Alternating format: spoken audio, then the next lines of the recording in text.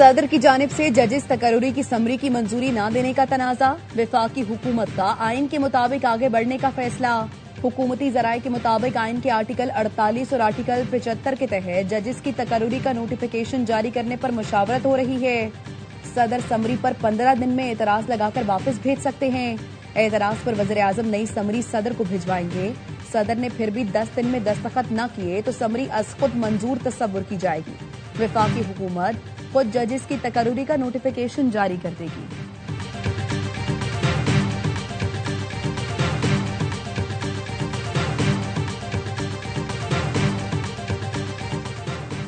صدر مملکت کی جانب سے ججز تعیناتی سمری کی منظوری نہ دینے کے خلاف اسلام آباد ہائی کورٹ میں درخواست دائر۔ درخواست میں استدعا کی گئی ہے صدر کو سیکریٹری کے ذریعے ججز تعیناتی سمری منظوری کی ہدایت دی جائے۔ 20 اور 21 جولائی کو جوڈیشل کمیشن نے مختلف ہائی کورٹس میں 19 ججز تعیناتی کی سفارش کی تھی۔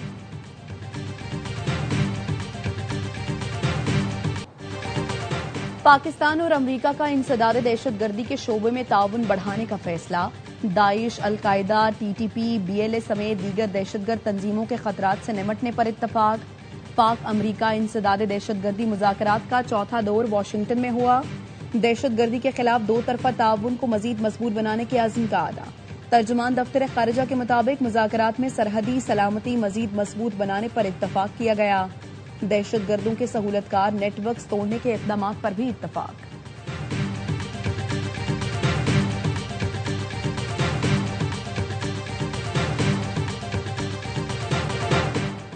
امریکہ، ایران اور عمان کے درمیان آبنہ ہرمز پر عبوری معاہدہ آج متوقع ہے۔ امریکی نیوز ویب سائٹ ایکزیوس کے مطابق امریکی عہدیدار نے بتایا مجوزہ معاہدہ 60 روز کے لیے ہوگا۔ معاہدے کے تحت آبنہ ہرمز میں پھنسے تجارتی جہاز ایران کے سمندری راستے، نئے آنے والے جہاز عمان کے سمندری راستے سے گزریں گے۔ عبوری معاہدے کی مدت کے دوران کسی قسم کا ٹول یا ٹرانزٹ فیس وصول نہیں کی جائے گی۔ امریکی وزیر خارجہ مارکو روبیو کہتے ہیں آبنہ ہرمز پر معاہدہ آج یا کل ہو جائے گا۔ محفوظ جہاز رانی سے متعلق عمان اور ایران کے ساتھ مذاکرات میں پیش رفت ہوئی ہے۔ جہازوں کی محفوظ آمد و رفت کے لیے بات چیت جاری ہے۔ امریکی وزیر خزانہ کہتے ہیں صدر ٹرمپ کی وارننگ کے بعد اب مذاکرات کر رہا ہے۔ ایران کے ساتھ 1-2 دن میں ڈیل ہو جائے گی۔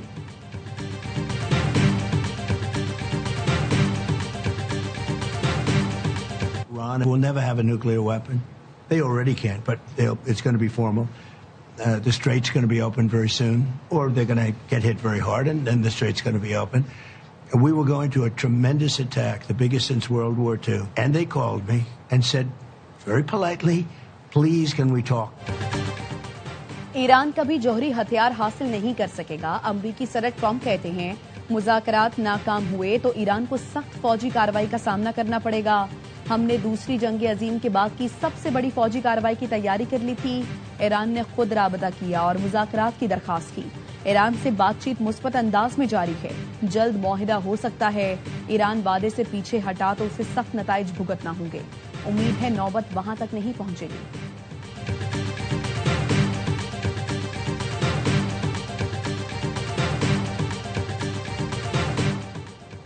نائب وزیر اعظم اسحاق ڈار مقبوضہ بیت المقدس سے متعلق وزارتی اجلاس میں شرکت کے لیے اردن پہنچ گئے۔ دفتر خارجہ کے مطابق اجلاس میں عرب لیگ اور پاکستان سمیت دیگر اسلامی ممالک کے وزرائے خارجہ شریک ہوں گے۔ مقبوضہ بیت المقدس میں تیزی سے بگڑتی صورتحال کے بارے میں متفقہ موقف تیار کیا جائے گا۔ اسحاق ڈار دیگر ممالک کے وزرائے خارجہ سے ملاقاتیں بھی کریں گے۔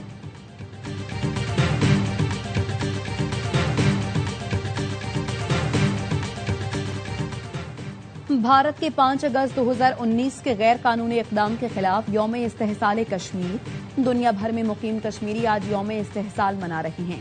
اسلام آباد میں وزارت خارجہ سے ڈی چوک تک ریلی نکالی گئی۔ مظفر آباد، کراچی اور پشاور سمیت ملک کے دیگر شہروں میں بھی ریلیاں۔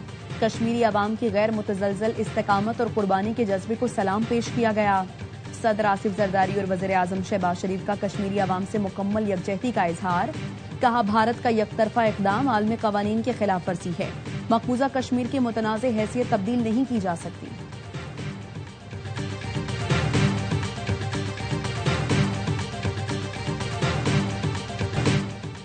یوم استحصال کشمیر پر مسلح افواج کا کشمیری عوام سے غیر متزلزل یکجہتی کا اعادہ۔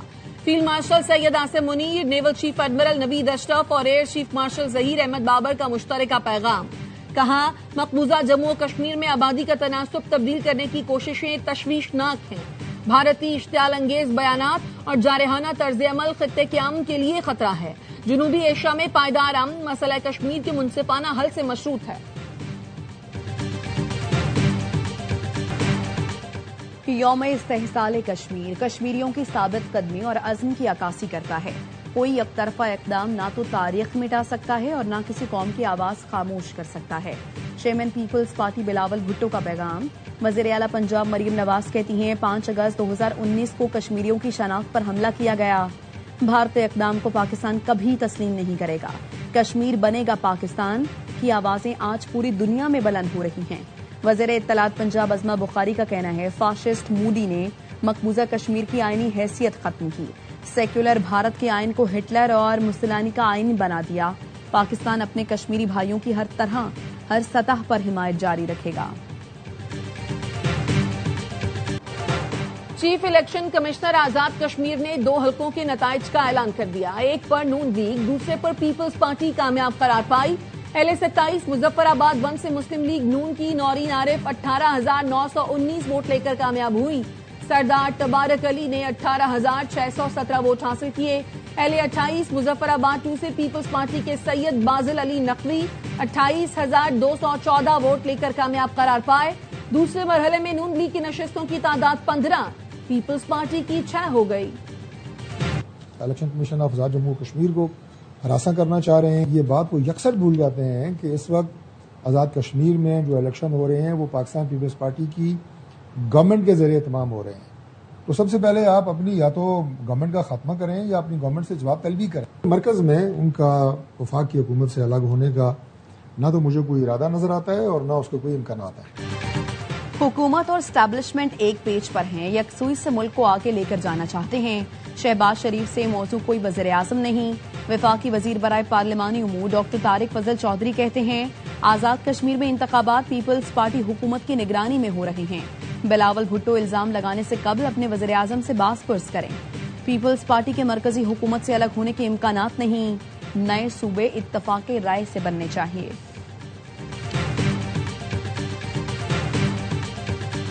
ریل رولز کے تحت ان کا یہ حق ہے اور ہمارا یہ حق ہے کہ ہم عمران خان سے مل سکیں، بشرا بی بی سے مل سکیں۔ ہم تو ایک پاکستان کی سویلائز ترین ایک واحد وفاقی جماعت۔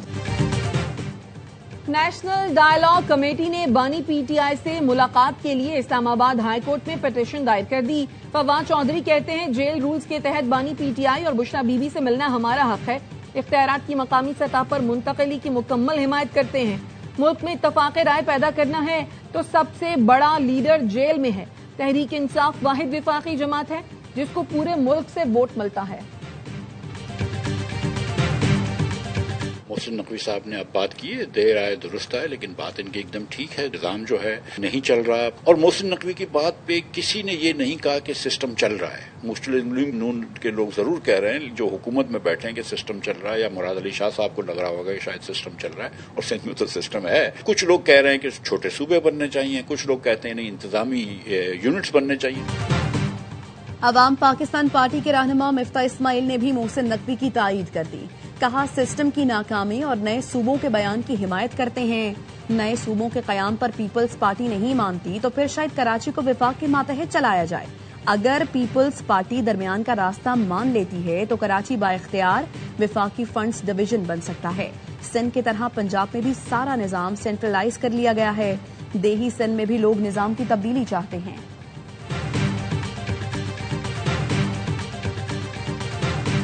ملک میں نئے صوبے بننے چاہیے یا نہیں، ABI نیوز کی پولنگ کمپین میں ووٹنگ کا سلسلہ جاری۔ ٹی وی پر دیے گئے واٹس ایپ نمبر پر 97% لوگوں نے نئے صوبوں کے حق میں ووٹ دے دیا، 3% نے مخالفت کی۔ فیس بک پر 97% لوگ نئے صوبے کے حامی ہیں، 3% نے مخالفت کی۔ یوٹیوب پر 75% لوگ نئے صوبے کے حامی، 23% نے اس تجویز کو رد کر دیا۔ واٹس ایپ پر 70% لوگوں نے نئے صوبوں کے قیام کو ناگزیر قرار دیا، 23% نے مخالفت کی، 6% نے لا تعلقی کا اظہار کیا۔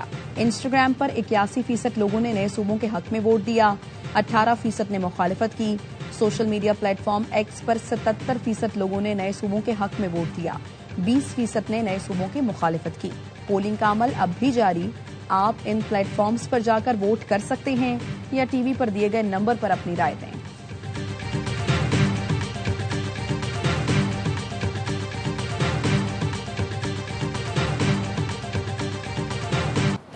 बैनुल-अक़वामी मंडियों में सोने और चांदी की कीमतों में इजाफा। फी औंस सोना $100 इजाफे से $4,155 का हो गया।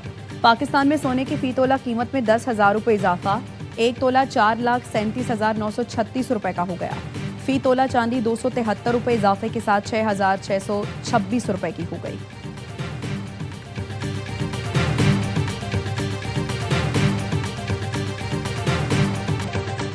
कराची की अदालत में ड्रग डीलर अनमोल और पिंकी के मुकदमे की समाअत। पुलिस की जानिब से पेश करदा हतमी चालान मंजूर। पुलिस ने कत्ल की दफा को कत्ल बिल सबब में तब्दील कर दिया है। पुलिस का कहना है कत्ल की दफा कराची यूनिवर्सिटी की केमिकल रिपोर्ट की रोशनी में खत्म की गई। रिपोर्ट में मरने वाले शख्स की मौत नशे की वजह से बताई गई। मरने वाला कौन था अब तक शनाख्त नहीं हो सकी। कत्ल बिल सबब में कैद की सजा नहीं होगी, सिर्फ दियत देना होगी।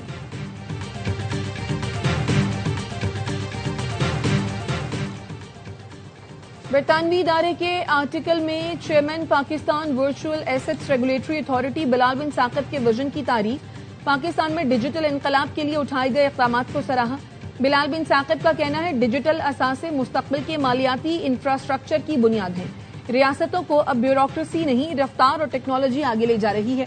हुकूमतों को स्टार्टअप्स की तरह तेजी से फैसले और अमल दरामद करना होगा। हुकूमतों को रिवायती फाइलों की बजाय ठोस नताइज से कारकर्दगी साबित करना होगी।